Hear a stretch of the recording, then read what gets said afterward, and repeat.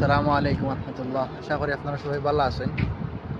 আমি একটা মুস্তাশফার মাঝে আইছি কেন মেডিকেলের মাঝে।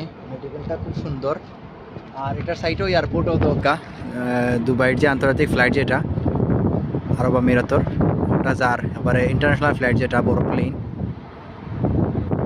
এবারে খান্দাত এয়ারপোর্ট এটার একেবারে খান্দাত মুস্তাশফার ওখানে আইসি। আর দৃশ্যটা দেখানোর লাগি ফোন দিছি, ও মানে ভিডিওটা করলাম ওটার লাগি।